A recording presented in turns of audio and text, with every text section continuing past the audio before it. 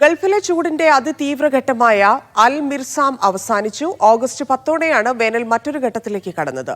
അതേസമയം തണുപ്പിലേക്ക് എത്താൻ ഇനിയും കാത്തിരിക്കേണ്ടി വരും.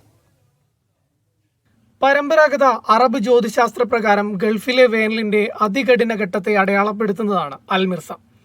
ജൂലൈ 29 ആരംഭിച്ച് ഓഗസ്റ്റ് 10 അവസാനിക്കുന്ന വേനലിന്റെ ഏറ്റവും അവസാന ഘട്ടം. ഓഗസ്റ്റ് 24 ദൃശ്യമാകുമെന്ന് പ്രതീക്ഷിക്കുന്ന സുഹേൽ നക്ഷത്രത്തിന്റെ വരവാണ് അറബ് ജനതയുടെ മറ്റൊരടയാളം. സുഹേൽ എത്തുന്നതോടെ പ്രകൃതിയുടെ തണുപ്പിലേക്കുള്ള യാത്ര ആരംഭിക്കുമെന്ന് വിശ്വസിച്ചിരുന്നു. എന്നാൽ കാലാവസ്ഥാ വ്യതിയാനം ചൂട് തിരിച്ചറിയാനുള്ള ഇത്തരം പരമ്പരാഗത മാർഗങ്ങളെ മാറ്റിമറിച്ചു. 1970-കൾ മുതൽ യുഎയുടെ ചില ഭാഗങ്ങളിൽ താപനില ഏകദേശം 2.7 ഡിഗ്രി സെൽഷ്യസ് വർദ്ധിച്ചു. കാലാവസ്ഥാ രീതികൾ പ്രവചനാതീതമായി. അതിനുള്ള ഏറ്റവും ഒടുവിലെ തെളിവാണ് അതിരൂക്ഷവും റെക്കോർഡ് ഭേദിക്കുന്നതുമായ ഈ വർഷത്തെ വേനൽ. യുഎയും കുവൈത്തും ഉൾപ്പെടെയുള്ള അറേബ്യൻ ഉപദ്വീപിൽ അസാധാരണമാം വിധം ഉയർന്ന താപനിലയാണ് അനുഭവപ്പെട്ടത്.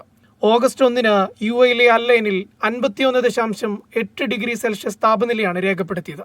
കഴിഞ്ഞ 9 വർഷത്തിനിടയിലെ ഓഗസ്റ്റ് മാസത്തിലെ ഏറ്റവും ഉയർന്ന താപനിലയാണിത്. ഒപ്പം മലയോര മേഖലയിൽ ശക്തമായ മഴയും പൊടിക്കാറ്റും. നിലവിലെ ഈ ചൂടിന് എന്നറുതി വരുമെന്ന ചോദ്യമാണ് പ്രവാസികൾക്കിടയിലും. സെപ്റ്റംബർ അവസാനം മുതൽ ഒക്ടോബർ വരെയാണ് താപനിലയിൽ ശ്രദ്ധേയമായ കുറവ് സംഭവിക്കുക എന്നാണ് വിദഗ്ധർ അറിയിക്കുന്നത്. ഡിസംബറോടെ മാത്രമേ ശൈത്യം ആരംഭിക്കൂ. Media 1 Dubai.